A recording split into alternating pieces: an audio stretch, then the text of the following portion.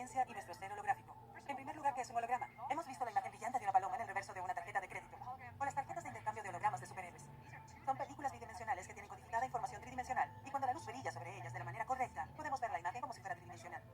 La palabra en sí misma nos da una idea de lo que es un holograma. Proviene de las antiguas palabras griegas holos y grama. Holos significa todo, mientras que grama significa lo que está dibujado o escrito como en una imagen, un dibujo, una letra de alfabeto o un escrito que contiene un mensaje. Entonces un holograma es una imagen o un mensaje que representa el todo.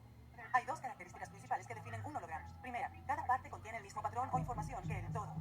Si rompemos un trozo de una placa holográfica y exponemos a la luz solo ese fragmento, seguirá conteniendo toda la imagen.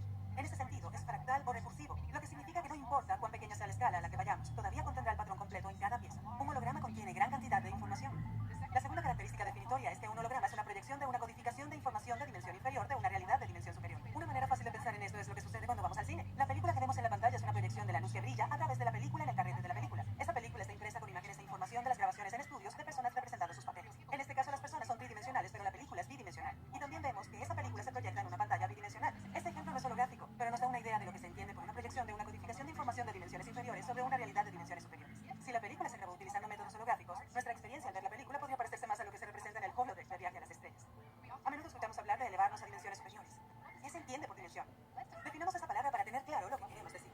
Dimensiones, en la forma en que nos relacionamos con ellas en la ciencia, significan coordenadas dentro del espacio-tiempo que miden la altura, el ancho, la profundidad, la duración, etc. Un único punto de referencia tiene dimensión cero. Llamemos a eso el origen. Dos puntos definen una línea o dirección creando una dimensión. Dos líneas en direcciones perpendiculares forman un plano, dándonos dos dimensiones. Y tres líneas perpendiculares crean tres dimensiones y así sucesivamente. Podemos continuar haciendo esto para obtener dimensiones cada vez más altas más allá de nuestro mundo 3D.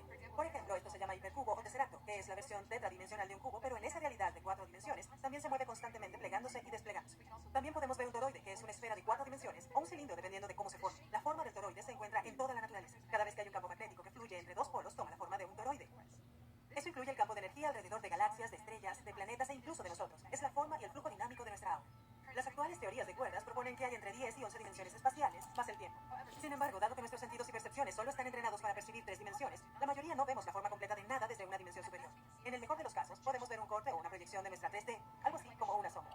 Podemos comprender esta idea cuando miramos un objeto tridimensional y lo comparamos con sus diferentes proyecciones en planos bidimensionales. Como un cilindro que puede verse como un rectángulo o un círculo dependiendo de la perspectiva bidimensional desde la que lo veamos.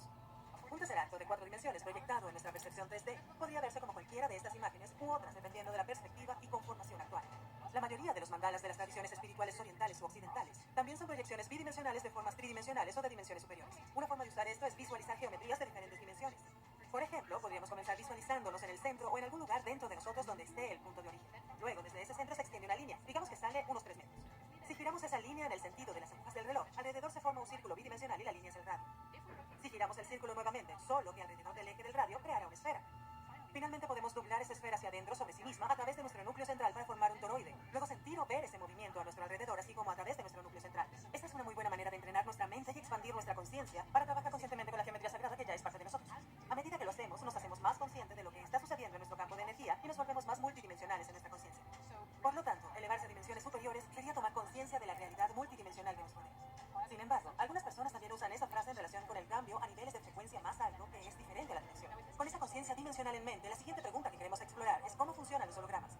Comienza con una fuente coherente de energía. Podría ser luz, sonido o algún tipo de onda de energía coherente. Se dirige a un espejo divisor que luego divide la luz en dos rayos.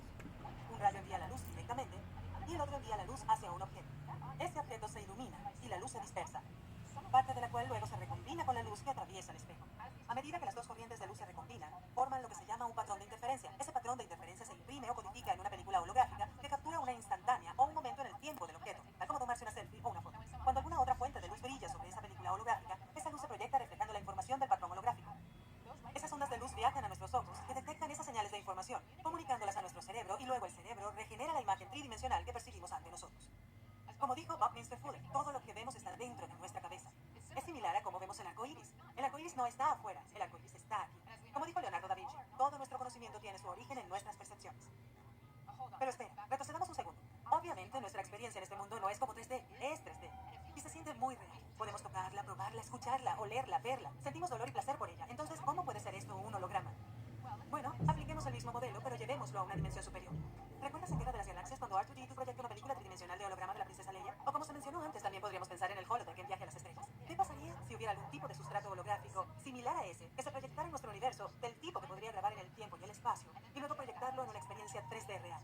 Y si también pudiéramos tener una interacción multisensorial con él, tal como podemos hacer ahora en algunos de nuestros juegos de realidad virtual.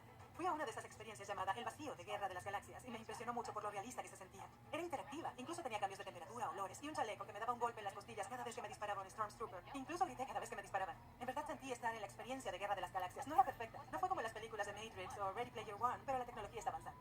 En fin, y si la verdadera realidad es un ámbito de 4 o 5 dimensiones o incluso de dimensiones superiores, y lo que experimentamos aquí solo es una proyección holográfica tridimensional. No necesitamos todo el sofisticado equipo de realidad virtual para tener una experiencia sensorial. Todo lo que se necesitaría es enviar las señales e información correctas a nuestro cerebro para estimular esas percepciones. Al igual que sucede en nuestros sueños. Los sueños se sienten muy reales cuando estamos en ellos, a pesar de que experimentamos cosas que serían imposibles durante la vigilia. De manera similar, nuestra experiencia física de la vida se siente muy real, y lo es en cierto nivel, pero no es toda la realidad. Nuestros 5 sentidos físicos solo están en sintonía con el mundo tridimensional, e incluso solo percibimos una pequeña fracción de la información disponible en el mundo físico. No podemos confiar solo en nuestros sentidos físicos para informarnos de lo que es la verdad.